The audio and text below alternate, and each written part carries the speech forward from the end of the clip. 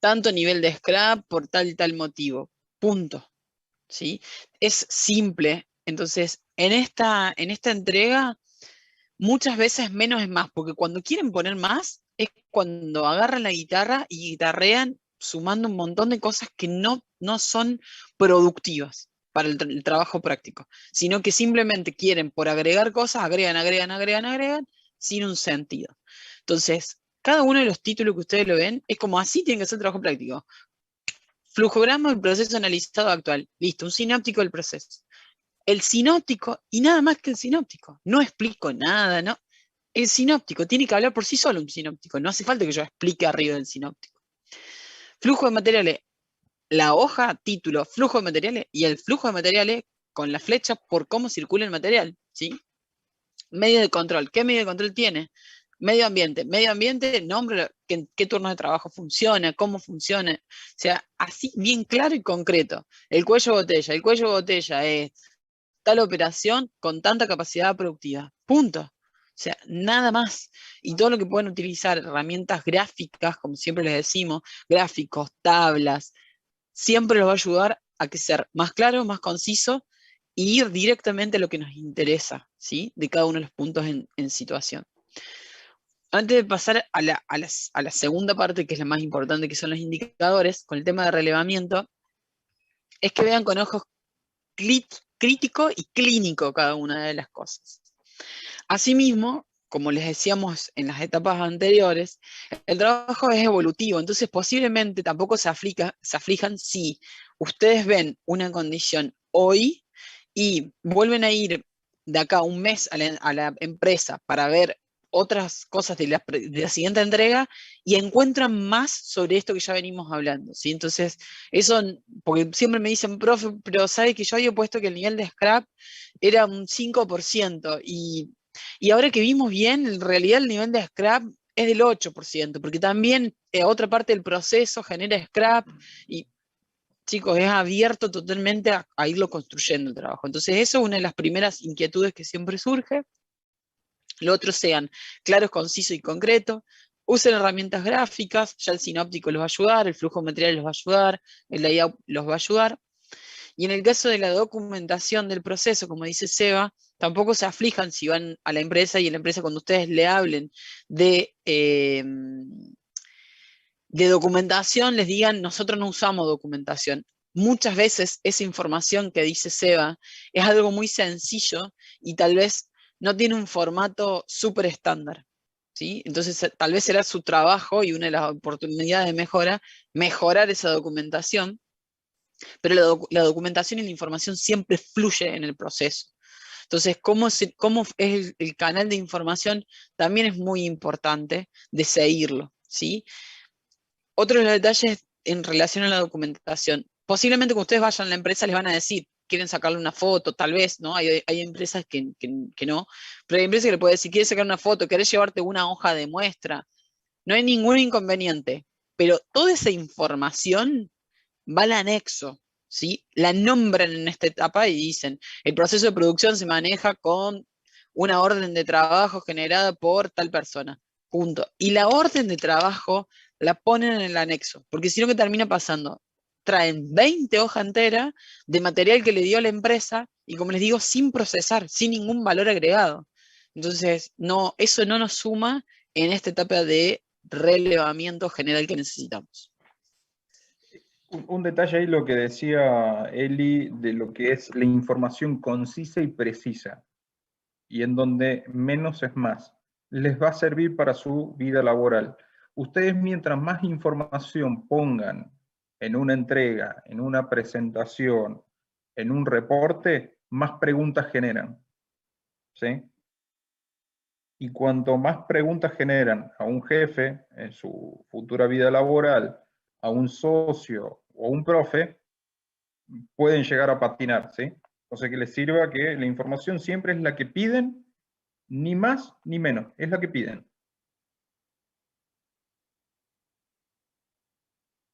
Bueno, nos habíamos quedado en lo que es el índice de productividad actual. Muchas veces las pymes no tienen esta información fina, no la tienen masticada, no saben cómo armar ese índice de productividad.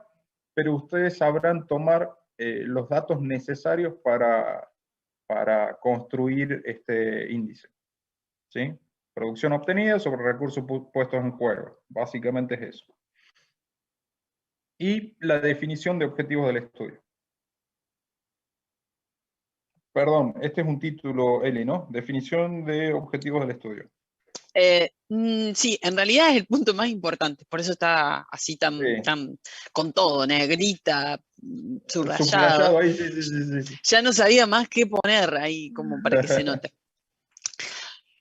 Como dice Seba, el índice de la productividad posiblemente también se maneje de manera informal o tal vez no se mida. Pero como lo repasamos cuando vimos la primera unidad, si ustedes se recuerdan que vimos la parte de indicadores en la productividad, es sumamente necesario que digamos cómo nos medimos, ¿sí? O sea, qué vamos a estar haciendo. O sea, yo no puedo decir que estoy haciendo todo esto sin un norte, sin un objetivo con el cual voy a hacer el trabajo práctico. Y a la vez no solamente voy a agarrar y voy a decir qué voy a hacer, sino que cómo voy a medir eso que hago, ¿sí? Entonces, siempre parece muy sonsa la unidad número 1 de productividad, pero la unidad fundamental para entender la evolución de nuestro trabajo práctico. Y ahí ustedes van a medir su tasa de éxito en relación a lo que hagan, ¿no? Entonces, es decir, releve todo. Y les voy siguiendo el hilo conductor. Relevé todo. Hice todo el relevamiento, a decir, la fábrica está posicionada así, así, así, pum, pum, pum, pum, con esto. Una vez que yo tengo toda esa información procesada, digerida, llamémosle, la tenemos todo bien clarito. Entonces el tema es decir, yo ahí ya voy a tener un mapeo, como recién decía Seba, en el layout. Y la verdad es que cuando analicé el layout, vi que los puestos están muy separados uno del otro. Bueno, entonces vamos a indagar por el lado de buscar compactar o buscar unir los puntos de los puestos de trabajo. Y vi la verdad que había muchas personas en el puesto. Yo todavía no sé si son muchas, son pocas, porque no me di tiempos, pero sí sé, me dio la sensación que había 10 personas y de las 10 personas ocupado, corriendo, 10 3. Las otras estaban en una carga parcial y había 2 que los vi muy libres. Bueno, entonces empezar a poner el ojo en esto, por qué estaba libre la persona que estaba, qué hacía, tenía tarea asignada o no tenía tarea asignada. Empezar a ver un poquito esas cosas, ¿por qué? Porque eso van a ser los índices de productividad. A decir, yo voy a buscar qué gano con esto. O sea, cómo cuantifico esto. ¿Qué gano? Gano mano de obra, gano tiempo de producción, gano distancia, gano materiales, gano optimización del proceso productivo, porque en realidad lo hago, cambié el método y cambiando el método de trabajo lo puedo hacer distinto, ¿sí? Entonces todas esas propuestas de mejora van a surgir y lo vamos a ir puliendo con las próximas entregas, pero es necesario que ustedes marquen un norte hoy hacia dónde van, ¿sí? Y hacia dónde lo van a enfocar. Si avanzás, Seba, más adelante una más, hay algunos ejemplos. Bien, sí, hay solo un detalle, Eli. Básicamente, toda esta parte, lo que está en letra normal, lo van a hacer en la fábrica, lo van a relevar en la fábrica, y el índice de productividad y la definición de objetivos, sobre todo, va a ser un trabajo en sus casas, un trabajo de escritorio, un trabajo de reflexión sobre toda la información masticada que trajeron de la empresa. ¿Sí? Paso al siguiente, Eli. Dale, Seba, sin problema. Ahí el compañero, estoy leyendo Andrés. Tranquilo, que vamos, hoy la clase de hoy es simplemente explicar esta segunda entrega, así que toda duda que quede la podemos repetir sin ningún problema. ¿Sí? Acá un poquito está la ejemplificación y es uno de los grandes errores. Yo por eso busqué ejemplificar en esto qué no es, porque parece muy simple decir un sinóptico, pero uno de los errores más comunes que se confunden el flujograma del programa con lo que ya han visto de métodos, que ahí lo tenemos, que es el diagrama de procesos, que es correspondiente a método, que no tiene nada que ver con esto. Usted tiene que hacer un sinóptico a cómo es el proceso productivo, tiene que entender el proceso productivo. ¿Por qué? Porque después ese flujograma y ese sinóptico los va a ayudar a hacer el estudio de métodos, ¿sí? Entonces, primero tienen que hacer un flujograma a decir, este es el proceso productivo, ¿qué hago? ¿Dónde hago? Y ahí les van a empezar a saltar todo esto que decíamos recién. Si hay scrap, no hay scrap, si hay residuos, si hay sobrante, si hay tareas que se rehacen 2, 3 veces, qué recursos pongo en juego. ¿Sí? Entonces es necesario que la primera parte se detengan y hagan el flujograma del proceso productivo. ¿Sí? Acá volvemos a lo mismo, el flujograma, y está marcado en negrita. El flujograma debe proporcionar información clara, bien clara, de manera ordenada y que me vaya ilustrando cómo voy pasando cada una de las etapas del proceso. Cuidado de no confundirse, que no es parte de los documentos que ya vimos, y lo reitero un montón de veces porque es un error muy común que se lo confunden con diagrama de proceso, que se lo confunden con la hoja de proceso, con la hoja del puesto. Es muy común que se lo confundan. El sinóptico es como vemos acá de cómo se cocina un huevo. ¿Sí? ¿El huevo frito? No. Entonces, ¿qué voy a hacer? Lo hiervo. Algo tan básico como eso, pero de su proceso productivo. No son procesos complejos, como decía recién Seba. Son todas pymes y por eso está la consigna, que sean pequeñas, para que ustedes realmente puedan detallar esto y lo puedan hacer. ¿Sí? ¿Dudas de ¿Para acá? qué? La pregunta es, ¿para qué sirve esto? ¿Alguien me puede decir para qué sirve un flujograma de proceso? ¿Qué me aporta?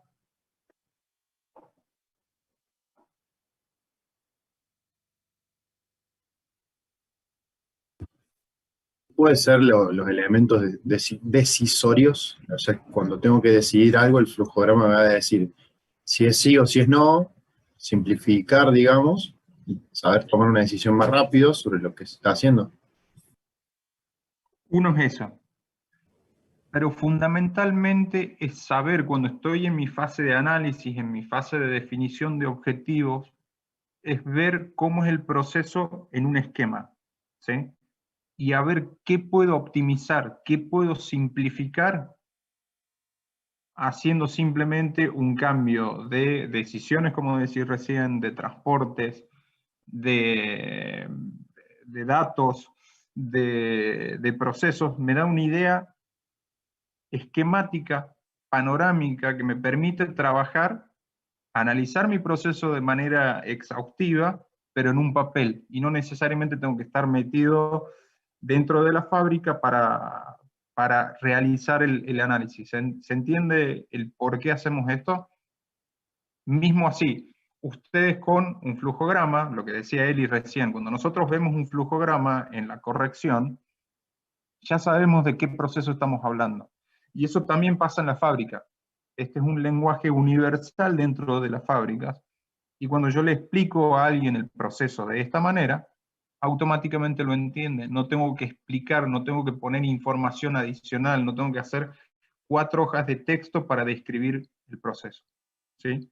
Es un método de comunicación y de análisis para saber en dónde estoy parado, y después van a ver en las otras entregas hacia dónde voy a ir. ¿Sí? En las siguientes entregas vamos a tener el flujograma de proceso actual versus el propuesto. Y a un golpe de vista, yo puedo saber qué tenía mal antes y qué tengo mejor ahora. ¿Sí? ¿Alguna consulta, alguna duda? Yo entiendo que en primer año, si mal no recuerdo, en Informática 1 ven cómo hacer un flujograma, si mal no recuerdo. Y a cada una de las cosas que hacen, no solamente en esta materia, en todas las materias y en su vida laboral, cuestiónense, ¿para qué hago esto? ¿De qué me sirve? ¿Sí? Un ingeniero no es un robot que simplemente recibe una instrucción y lo hace. Cuestiona, pone en causa cada uno de los elementos que me dan para decidir, para hacer, para corregir. Eso es un ejercicio que ustedes ya tienen que empezar a hacer. ¿Para qué hago esto? ¿De qué me sirve? ¿Qué valor agregado tiene sobre mí, sobre el resto de las personas, sobre la empresa, sobre el producto? ¿Bien? Paso al siguiente link. Dale.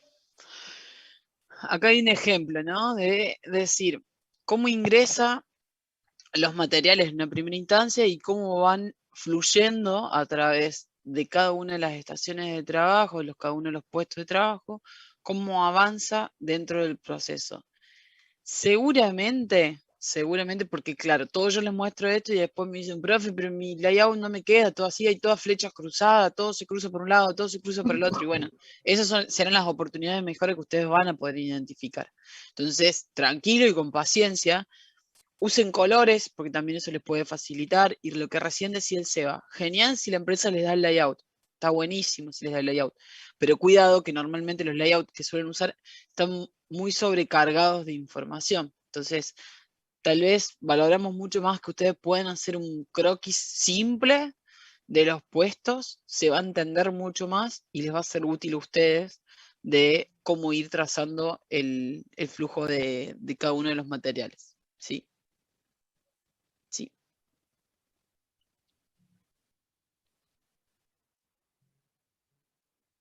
Qué buena pregunta, Andrés. Gracias, porque también es parte de lo que siempre se confunde. Todo lo que repasamos recién, todo lo que vimos, todos los ítems, es parte de la consigna. Esto es parte de la consigna. Entonces, lo que es la consigna no puede ir en un anexo. Simplemente lo que yo mencioné es la documentación del proceso, la deben nombrar, pero la evidencia física, el papel físico que les entregue la empresa, eso sí ponerlo en anexo, ¿sí? Pero el layout va como parte de las consignas dentro del cuerpo de trabajo. Tanto el layout como el flujograma de materiales. Muchas veces me dicen, profe, ¿puedo hacer un 2x1? Pongo el layout junto con el flujograma de materiales.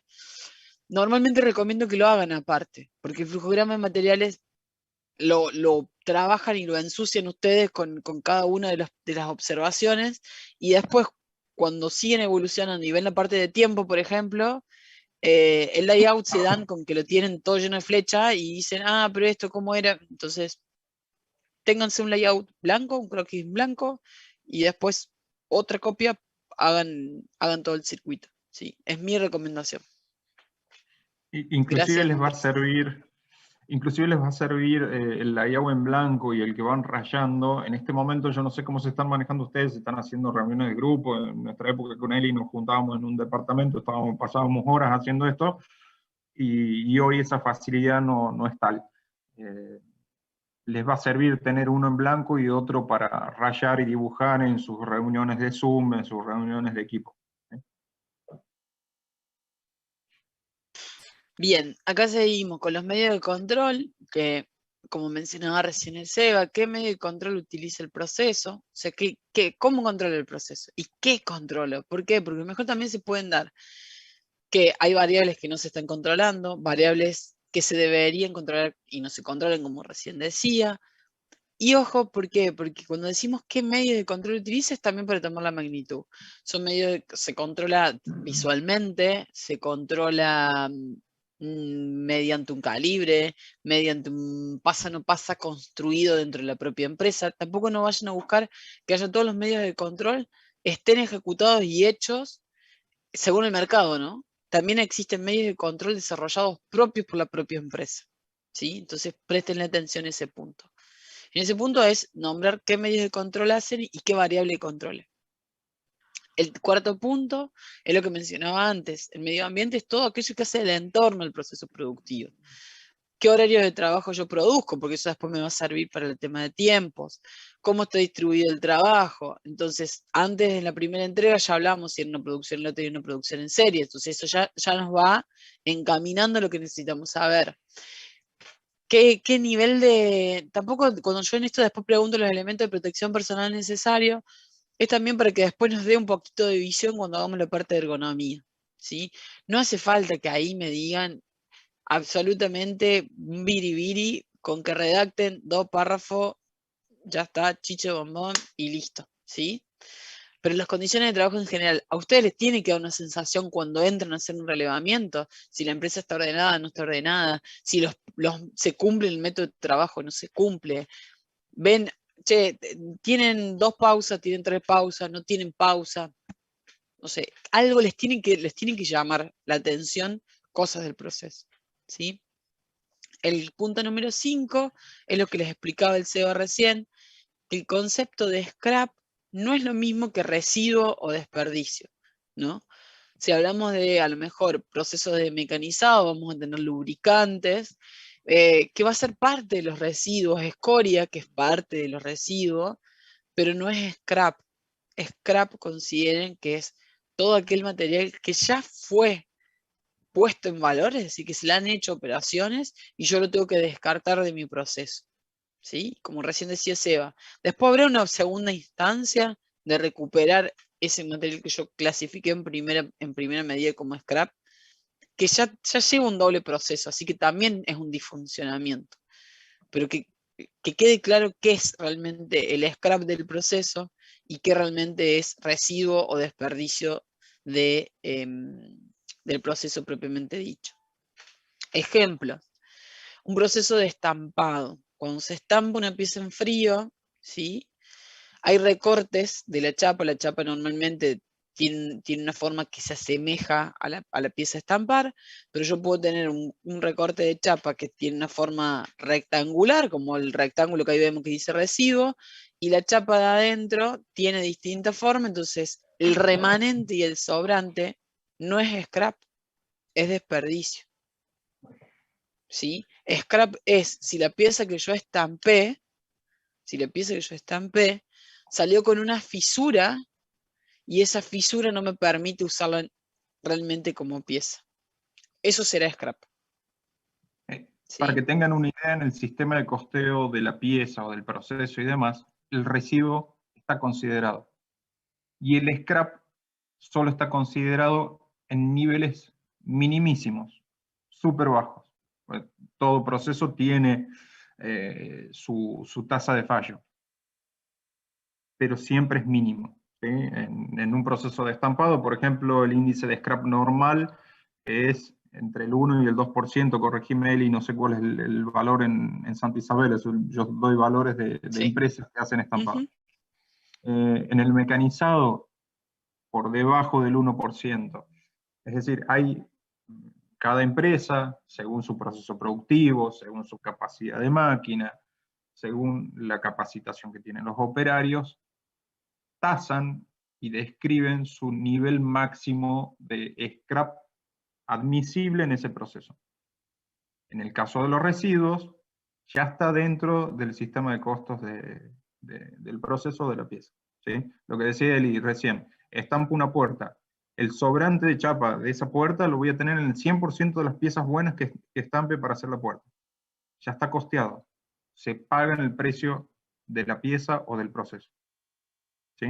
No quiero seguir ahí porque probablemente los terminemos confundiendo, pero llévense como un mensaje. Residuo está dentro de los costos del proceso. Scrap, niveles súper bajos, mínimos y ya tabulados por la propia empresa. ¿Ok?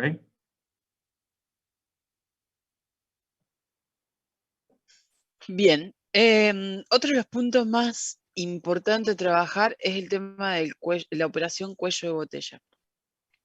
Acá estoy recordando errores comunes que cuando decimos operación cuello de botella tiene que ser una operación propiamente dicha, ¿sí?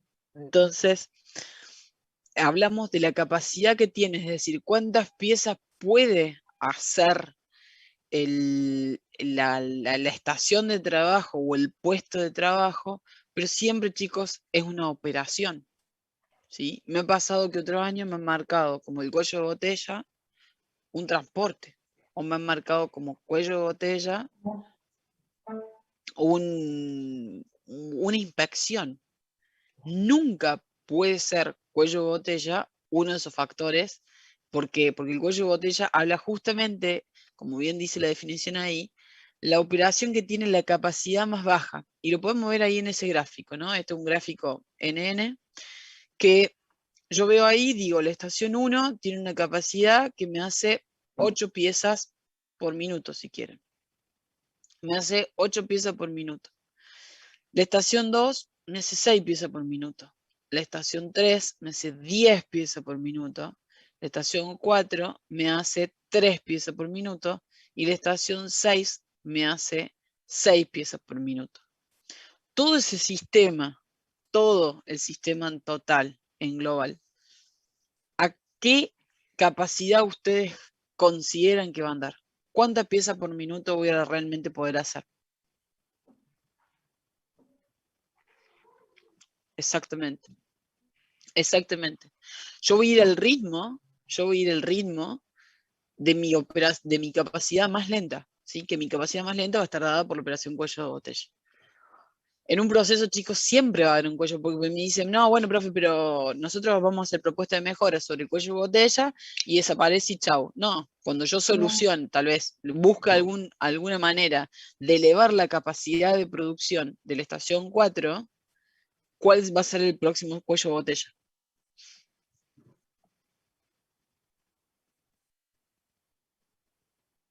Exactamente, exactamente, ¿sí? Y todo el sistema se va a ir moviendo bajo ese ritmo, ¿sí? Si ven todas estas cosas que vamos marcando, scrap, cuello de botella, puntos de control, son todas aristas y puntos y pistas para ustedes para encontrar después en las otras dos entregas que faltan alternativas de mejora sobre esto. Entonces, en el cuello de botella es donde más le tienen que poner la vista, porque ahí justamente me está condicionando a todo mi sistema productivo. A todo mi sistema productivo en total se me va a ver afectado por mi operación cuello de botella. Entonces, cuando hablamos después, decimos, la operación cuello de botella es la estación 4. Bueno, ¿qué alternativa de mejora hay? Y no solo la estación número 1, yo voy a optimizar el tiempo y voy a hacer 2 productos más por minuto. Y digo, pero me estoy yendo a la 1 si el sistema va a seguir en la 4, ¿no? Condicionado por estación 4. Entonces, todos estos puntos que estamos viendo de relevamiento, a usted le tienen que hacer ruido, le tienen que sonar, que ahí es donde tienen que poner el ojo para encontrar las pistas de mejora. Pero todavía no hablamos de mejoras de nada, de nada. Esta etapa es relevamiento. Saco la foto, digamos. Exactamente, exactamente. ¿Alguna duda sobre el cuello de botella? Es un concepto muy simple, pero es común que haya errores pavos. Sonsos. Simples. ¿Alguna duda? Hay alguien que estuvo levantando la mano recién, yo no puedo No, ver quién. en realidad quería preguntar si, o sea, en la parte del transporte, por lo que acaba de escribir Cebollos, me parece que sería que el transporte entre un punto de operación y otro no formaría parte de un cuello de botella, digamos. Un transporte exageradamente largo o que realmente, porque por ejemplo, cuando nosotros lo vimos como decía recién, en informática, veíamos que la D es una demora o una espera innecesaria, y si los demás procesos están esperando porque, bueno, se va a trabajar un proceso se hace fuera de la empresa y cuando lo traen, bueno, todo el resto está esperando a que eso suceda, por ejemplo. Si encontramos esas cosas así, ¿lo tomamos como cuello de botella de ese transporte? No, Eso, Pablo, es No. ineficiencia. O sea, eso vos te vas a encontrar, claro, y vas a encontrar un montón de ineficiencia, pero no es el concepto de cuello de botella. Porque acordate que con cuello de botella, y ahí en el texto, y estoy viendo y hago relación a eso, está la palabrita mágica, que es la capacidad. ¿Sí? Entonces, siempre vamos a hablar, cuando hacemos una operación cuello de botella, siempre vamos a hacer alusión a una operación en sí. Si el transporte se demoró, claro está que es una demora y es un disfuncionamiento y es una improductividad, ¿sí? Y eso lo trabajarás como tal, pero no es una condición limitante a nivel proceso, una improductividad, ¿sí? Entonces, son dos cosas distintas. Trabajar la condición básica de proceso en el cual está diseñado y trabajado de este modo, y otra cosa es una improductividad propia. ¿Por qué? Porque la improductividad vos la vas a poder tener, tal vez, no sé, se te rompió un camión, como decía recién, un proceso de tercero. Se rompió un camión y terminó llegando 1 hora más tarde. Y yo paré la línea a causa de eso, que llegó el camión 1 hora más tarde. Es un hecho puntual y específico sobre una condición externa al proceso de producción que me repercutió, pero son disfuncionamientos extra. No es parte del proceso en sí. ¿Sí?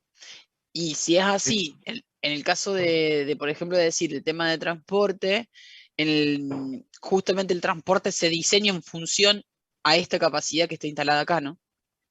O sea, la En capacidad la que parte tiene. del flujo, en el flujo de materiales, decía yo, que a lo mejor encontraba una demora ahí, bueno, va para ineficiencia y no para Exacto, cuello de botella. Perfecto. Exacto, o exactamente. sea, nunca va a haber una operación, cuando hagamos un análisis técnico detallado y exhaustivo, nunca voy a tener una operación cuello de botella, como está acá en el gráfico, con un tiempo 3, por ejemplo, por un tema de demora. Como decía el ingeniero Hoyo recién, es por una ineficiencia del sistema. Relacionen operación cuello de botella a la capacidad que tiene la operación en sí misma de reproducirse cada un determinado tiempo. ¿Sí? ¿Qué capacidad tiene esa máquina, ese puesto de trabajo, de hacer una X cantidad de piezas por hora? ¿Sí? ¿Cómo fue pensado originalmente por el primer ingeniero que elaboró, desarrolló e implementó ese proceso en el terreno?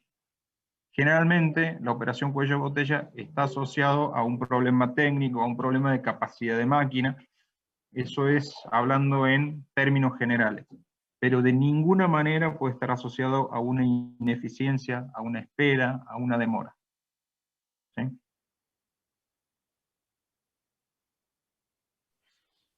Bien, llegamos a los últimos dos puntos, el tema de la documentación, que es lo que ya hablábamos, que estándar, certificaciones, hay empresas que están certificadas y eso las conduce a trabajar dentro de un estándar, la gestión de la información. Como bien dije, es importante mencionarlas y que todos los ejemplos vayan al anexo. El layout, que recién lo que hablamos, a ver, no es necesario que esté hecho a la perfección con AutoCAD, porque después vienen y dicen, profe, tengo que bajar la licencia de AutoCAD, no tengo el AutoCAD disponible, se me traba en la computadora, no sé cómo dibujarlo. No es la esencia que acá que dibujen un layout hermoso. Si quieren, lo pueden hacer de una manera más simple y como un bosquejo, pero lo importante es que tenga forma de layout, chicos. No es que venga un niño de 3 años y que me dibuje un proceso productivo, ¿sí? Entonces, trabajar con el profesionalismo como futuros ingenieros, a tener la noción de un layout, que entiendo que también lo han visto en Informática 1, a cómo dibujar un layout. Entonces, si no tienen disponible AutoCAD o no está en AutoCAD, busquemos otra manera de hacerlo tipo un bosquejo, pero con un bosquejo prolijo y ordenado a la altura de un alumno de tercer año. ¿Sí? Solo es eso, que no me venga un dibujo como hecho por un niñito que se intentó pintar. Y las proporciones, muy importante las proporciones de los elementos que colocan adentro. O sea, una prensa de 25 toneladas no puede tener el mismo tamaño que un hombre, ¿sí? Para llevarlo al absurdo. Está buena esa analogía. Bien, y pasamos a la última parte y la más importante, es esto de no olvidar marcar objetivos del trabajo. Y esto creo que lo han visto en administración, si no podemos hablar un poquito sobre el tema, pero que los objetivos, todos los objetivos deben ser SMART, ¿sí? ¿Por qué? Porque deben ser específicos, principalmente medibles, alcanzables, relevantes y temporales, es decir, en cuánto lo voy a hacer. Temporales es lo más fácil porque ustedes lo tienen que hacer a lo largo de todo este año, así que si quieren la T se la sacamos del temporal y darle un tiempo. Eso se lo sacan porque lo tienen que hacer a lo largo de todo este trabajo práctico, pero sí marcar el resto de las otras 4 patas. Principalmente la cuantificación. Si vamos a una más SEBA, hay simples ejemplos y estos son solo ejemplos, chicos. Solo ejemplo, por eso está pintadito de rojo. Yo me puedo marcar como objetivo a decir, voy a aumentar la productividad por medio de una reducción de tiempo ciclo, es decir, voy a bajar el tiempo ciclo de la máquina de la estación 4, que era lo que recién hablábamos, para lograr mayor productividad en un 20%, ¿sí? Entonces lo voy a bajar en un 2%, sea como sea que ustedes lo mensuren. Y lo importante es que lo digo, en cómo medirlo y cómo, o sea, en marcar una situación, van a ver que vamos a hablar todo el año de esto, la situación actual y la situación final. Y ustedes hoy están en la situación actual. Entonces ustedes a nivel productividad o con el objetivo que marquen, tienen que marcar cuál es hoy, la foto hoy, de eso que van a hacer, de ese objetivo que van a trazarse. O como dice el segundo ejemplo, disminuir la cantidad de mano de obra, para ser smart, ahí le falta un poquito más de detalle, ¿no? Disminuir la mano de obra del puesto o de la estación número 4 en un 20% a través de un estudio de métodos, ¿sí? Eso sería realmente smart, completamente el objetivo. Pero ven que es muy claro, hoy en la estación 4 yo tengo 5 personas, ¿sí? Entonces, cuando lleguemos a fin de año, completarán ahí si la situación final fue 3, fue 2, fue 1 o cuánto fue. Lo importante es esto, que ustedes puedan tomar, como recién decía Seba, una foto hoy de dónde están plantados y esa foto hoy, después de todo el relevamiento, en dónde quedaron situados, ¿sí? Y después, cuando lleguemos al final del trabajo, vamos a volver a esto mismo.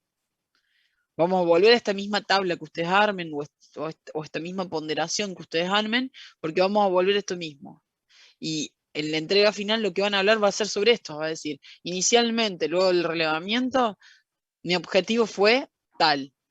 Ok, situación inicial, yo arranqué el estudio y hice el relevamiento en la empresa Pepito SRL, en donde la situación actual, este indicador estaba en 2.5. He logrado la reducción a situación final en 2.05, ¿sí? Entonces, en esos términos vamos a ir hablando de situación actual, situación final. Seguramente va a ser lo que más les cueste de esta parte del trabajo práctico. Siempre, y es normal, pero créanme que es un buen ejercicio tomar, porque a partir de ahora van a ver que todo trabajo que hagan lo van a necesitar, no solamente de estudio de trabajo, sino que en todos los puntos van a necesitar medirse. Y ya en su vida profesional también lo van a necesitar, porque cuando planteen una alternativa de mejora, van a necesitar medirse y decir, ok, si yo tengo 3 puestos de trabajo y tengo que buscar hacer 2 puestos de trabajo, ¿cómo lo voy a trazar? Siempre vamos a hablar de situación inicial, situación final, ¿sí? ¿Dudas? Puede ¿Preguntas? pasar, un comentario, Eli, antes de las dudas. Puede pasar Sí. que en la siguiente entrega nos dimos cuenta que en la fase de relevamiento no tomamos la información de la buena manera, no hicimos un buen relevamiento, y ya estimemos que nuestra situación final no va a ser como lo habíamos planteado en el objetivo. Sí, puede pasar. Lo que tienen que hacer es recalibrar ese objetivo y modificar la información que tengan que modificar de la etapa de relevamiento, ¿sí? ¿Preguntas, dudas hasta aquí?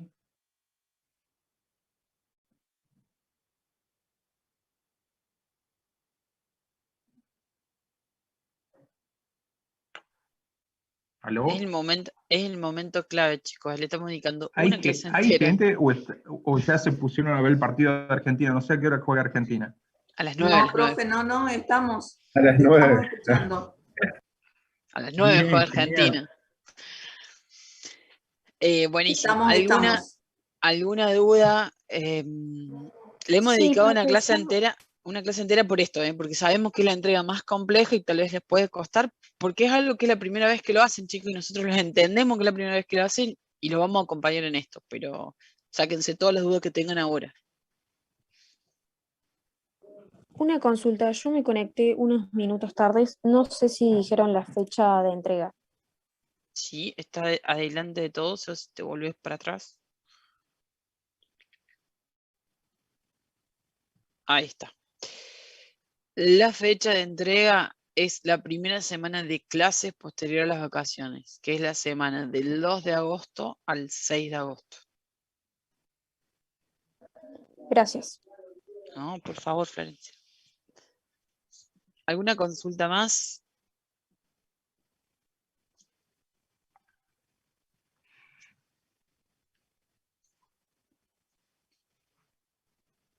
¿Quedó clarísimo? Bueno, vamos. Vamos. Un comentario. Sí, Martíncho. Vamos a la filmina ahí de flujograma.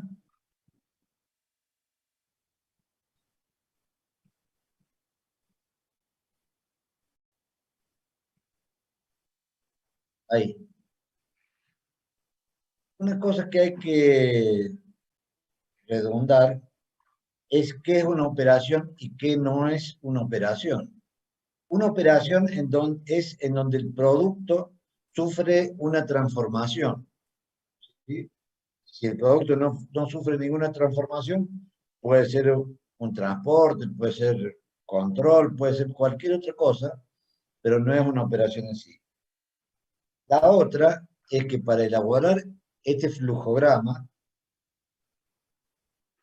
tengan en cuenta de que una operación, en términos, si es una línea de máquinas, mientras lo tengo en una fijación, tengo sujeta la pieza y hago una serie de trabajos con la pieza sujeta, eso es una operación, por más que intervengan varias herramientas.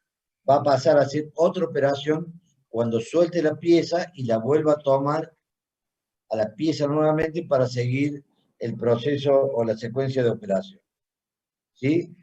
En el caso de operaciones manuales, las operaciones pueden ser de montaje de algún conjunto, subconjunto, pieza, y cuando se terminó de hacer ese montaje en particular pasa a ser otra operación. ¿Sí? O sea, pero tengan en cuenta sobre todo la discriminación de lo que es una operación, porque si no después mezclan en forma bastante fulera cosas que no son operaciones y las interpretan como operaciones. Y el otro tema era redundar un poco también, hacer hincapié en lo que se habló, que lo dijo Eli y Sebastián, de que el flujograma es una representación gráfica y sintética de un proceso productivo, donde se expresan y se ponen todas las operaciones que se van sucediendo a lo largo del proceso para lograr el producto final, desde el comienzo hasta el final.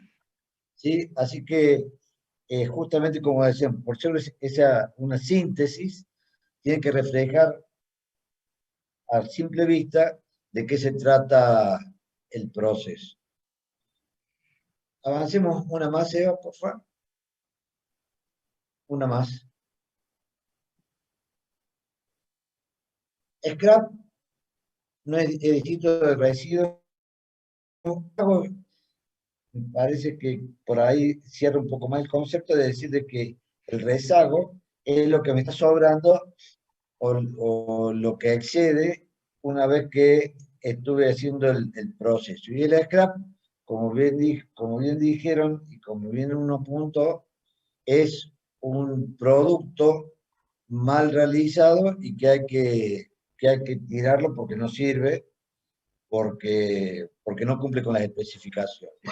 Ahora, también se puede mejorar la productividad de los sistemas reduciendo el scrap o reduciendo los rezagos o los residuos o los recursos puestos en juego. ¿Claro? Así que nada más. Eso quería puntualizar. Gracias. Vos.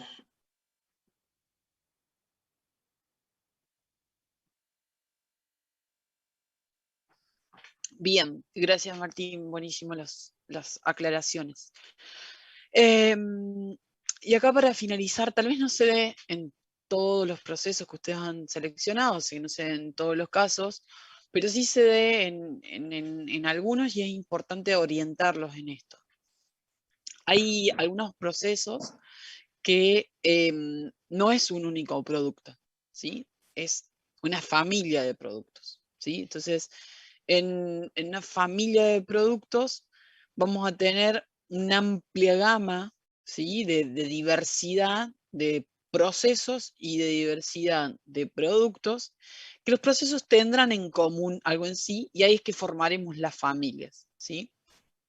Entonces, en ese caso, la sugerencia para poder, o sea, cuando es un único producto, no tienen que hacer elección de producto, el producto que es y se terminó. Pero si tenemos que elegir el producto en cuestión para terminar esta etapa de relevamiento, les sugerimos que utilicen el análisis ABC. También seguramente lo han visto en costos a este diagrama, porque normalmente se costea a través del análisis ABC. Pero ¿qué es lo importante o qué le queremos transmitir en esto?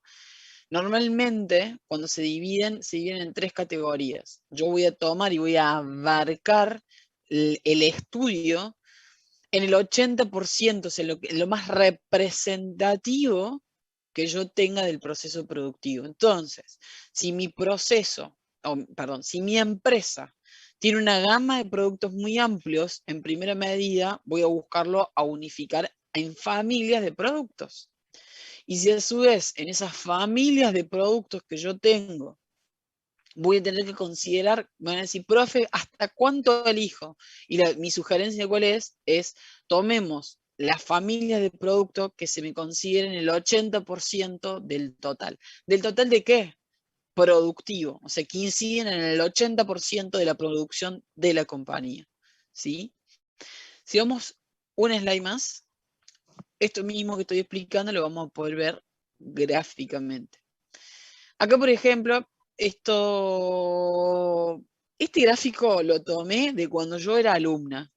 Fue el trabajo mío de 5º año de manejo de materiales. Fui a ver una empresa que hacía todo lo que eran temas de inyecciones y accesorios, ¿sí? Para marroquinería sí, marroquinería en general, calzado y carteras, ¿sí?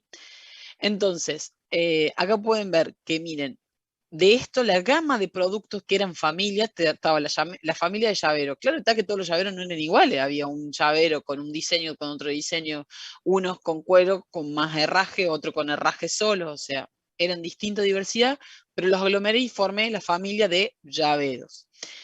Después teníamos hebillas para cintos, aplicaciones para indumentaria, herraje de marroquinería, hebillas para calzado, pero que en el porcentaje de producción total, el producto que más incidencia tenía era la condición de llavero. Pero si yo solamente analizaba los llaveros, únicamente iba a estar analizando el 40% de la producción, ¿sí? Únicamente me iba a llevar una cuota parte de la producción muy baja.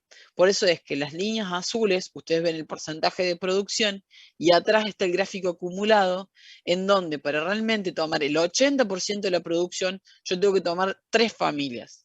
Tengo que tomar llaveros, hebillas para cintos y aplicaciones para indumentaria. Y ahí voy a tener un mapa general de toda la fábrica, ¿sí?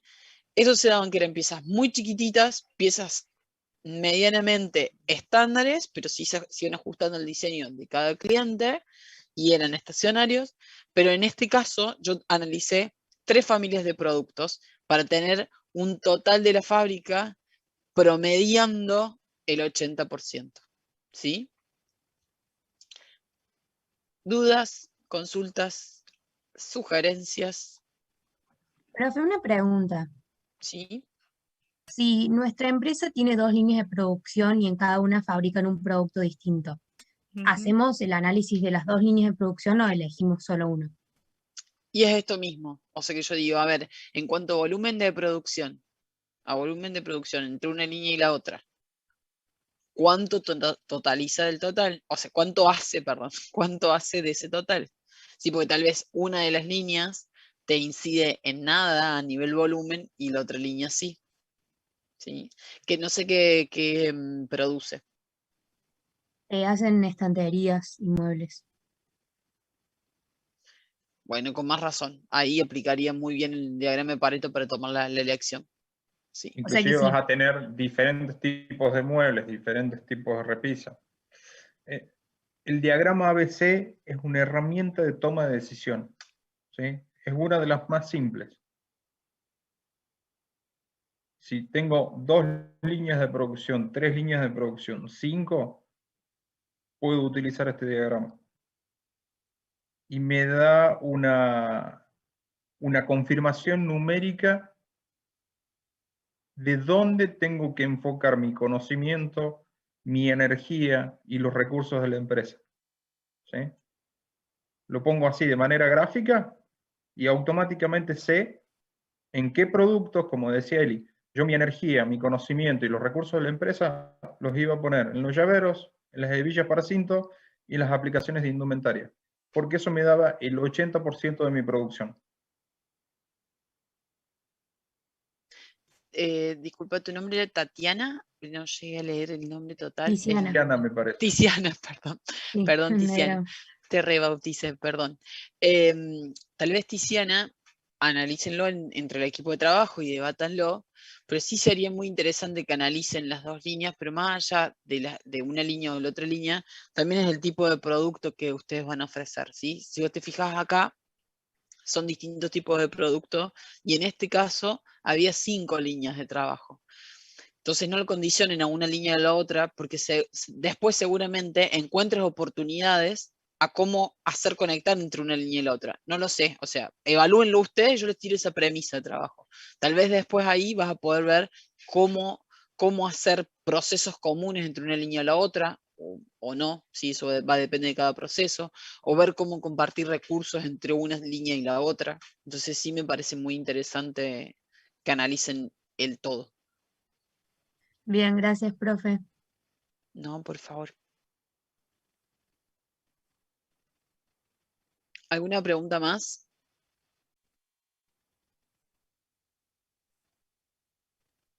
Yo sé que en esta etapa ustedes están terminando de rendir los parciales esta semana. La semana que viene quieren rendir algún final. Se quieren ir de vacaciones las 2 semanas y no hacer nada durante las 2 semanas, que nadie lo joda. Y después tienen que rendir finales de nuevo. Y después viene este trabajo práctico. Pero se lo estamos avisando con un mes de anticipación para que se puedan organizar. ¿Sí? Mi recomendación es que no se dejen estar para hacerlo el último día antes de la entrega. Como verán, hay que relevar un montón de cosas, tienen que ir a la empresa, pidan con tiempo permiso. O sea, falta un mes para la entrega, estamos hablando más de un mes, estamos hablando que es todo julio entero, más algunos días más, así que mi recomendación es eso, porque después las dudas seguramente surjan en el último minuto, van a decir, ay, profe, no entiendo, yo de scrap que tenía que... Sí, oh, no, ¿qué me explicó el profe que me dijo algo del flujograma, que marque las operaciones? Y esto, ¿es una operación, no operación? Seguramente surjan todos esos debates. Mi recomendación es háganlo con tiempo. Estamos un mes de antemano. Nosotros en la cátedra normalmente nos acomodamos de este modo, tomamos el parcial con anticipación para no coincidir con las otras materias, y este tiempo se los dedicamos a poder explicar el trabajo práctico para que cuando vuelvan de vacaciones lo entregan, y lo entregan bien, concreto y conciso. ¿Sí? Profe, Recuerden que la entrega también es toda la semana, no es un solo día, es toda la semana, pero no nos bombardeen a mails el viernes último con todos los mails, consulta más entrega más 200 cosas más. ¿Sí? Asimismo, a cada uno de los profes, tanto Martín, Seba y yo, con los grupos que tenemos asignados, vamos a responder consultas, tienen para hacernos las consultas sin ningún problema, de las cosas que hemos ido explicando y que les surjan dudas cuando las vayan haciendo. Seguramente cuando las vayan haciendo surjan dudas y las vamos a hacer sin problema. ¿Sí? sí, profe, quería hacer una consulta. ¿Sí? Usted nos recomienda que, digamos, cuando tiene muchos productos la empresa, hagamos este análisis, digamos, de Pareto. Digamos, y nosotros hemos elegido un producto que no se hace siempre, digamos, en la empresa, digamos, dependiendo de lo que se demanda. Pero por ahí, como fuimos avanzando en la materia, no sé si es el conveniente, digamos. Entonces, puede pasar eso que no hayamos elegido bien el producto o decíamos elegir otro producto, digamos, a medida que vamos avanzando. Esta empresa, digamos, hace todas cosas plásticas, recipientes y tapas, entonces por ahí los procesos son medio cortos. Entonces, no sé. Pero por eso, tal vez Juan Cruz, el tema es, no den ya por sentado el producto que han elegido. Hagan el diagrama y vean justamente, porque para esa empresa lo ideal es armar las familias, ¿sí? Armar familias de productos. ¿Por qué? Porque tenés gran diversidad de productos en poquitas cantidades, lo más probable, ¿no? O sea, Sí. porque todo lo que es inyección plástica pasa eso. Son gran diversidad en relativamente baja cantidad. Háganlo a través de Pareto y véanlo ahí, y posiblemente ustedes tengan que tomar más de una familia. En el caso que yo explicaba recién de los herrajes, pasaba exactamente lo mismo. Yo concentré el trabajo en ese momento en 3 familias.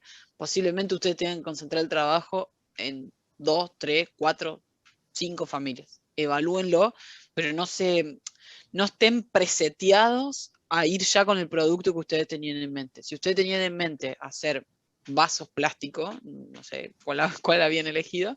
Si habían elegido vaso plástico, no. Ahora lo que los estoy invitando es que abran la anteojera y vean el programa, el proceso completo y la carta completa de productos que la empresa hace. ¿Sí? Bueno, muchísimas gracias, profe. Juan Cruz, No, por favor. ¿es Sí. trabajo tirado el que Juan Cruz, un tema, no es trabajo tirado el que hayas hecho, el que hayas relevado hasta el momento. Te puede servir, pero tenés que tener todos los argumentos técnicos y numéricos para definir ese producto. ¿Sí? Bien, bien, bien. Gracias, profe. Nada.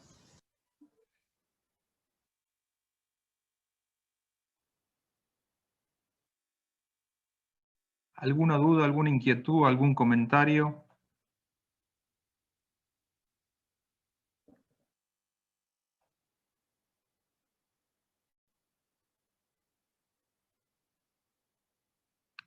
Eli, no sé si No, estás, profe. si habilitaron asistencia o si corresponde asistencia a esta fecha. A las 8 de la noche se abre normalmente todos los lunes. Así que carguémosla a las 8 de la noche sin problema. ¿Sí? Más que nada, a ver, esta clase, chicos, es más productiva para hacer un buen trabajo práctico, más allá de la asistencia, con los profes, con que tengamos un representante de cada grupo que le haya quedado lo que explicamos, creo que va a ser la clave de una buena entrega, ¿sí? ¿Alguna duda más de la conformación de los grupos? Hubo un alumno que me escribió. Una pequeña aclaración que se la hago a los alumnos en general. Cada mail que manden a cada uno de nosotros tienen que estar y figurar dentro de estar en copia todos los integrantes del grupo. Siempre lo repito y por ahí me llegan mails en donde solamente está la persona que envía el mail y no está el resto de los integrantes del grupo. Es el grupo el que está mandando un mail. Todo el mundo tiene que estar en conocimiento de lo que estamos hablando. ¿Ok? Gracias. Eso quería resaltar porque vuelta a vuelta tengo que pedir que incluyan a todos los integrantes del grupo. Gracias. Y en esa línea, Martín, es muy importante en esta etapa que estén en copia. ¿Por qué? Porque puede pasar o que alguien se enferme, o que alguno deje la materia, y el que hizo la consulta después no nivela la información hacia adentro del grupo y quedan en offside. Quedan sin una pata, sin una información de último nivel chequeada con el profe. Entonces, súper importante lo que acaba de decir Martín.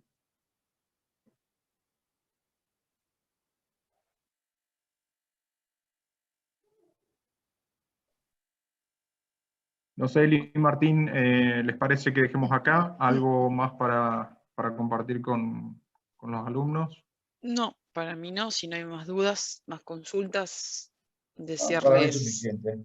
exacto, desearles suerte en los exámenes que rindan. No se olviden del trabajo práctico, porque la semana del 2 de agosto es la fecha de entrega. Cuídense mucho, principalmente, ¿sí? Sí. Con tema de vacaciones, cuídense mucho. De verdad que tema COVID no da tregua, chicos, y la verdad es muy preocupante, así que cuídense mucho. Felices vacaciones. Cuiden a su familia, cuiden a todos Muchas y gracias, que profe. tengan unas muy felices vacaciones. Sí, sí, Profe, Muchas gracias, profe, la profe. asistencia. A las 8. La asistencia la pero ponemos igual.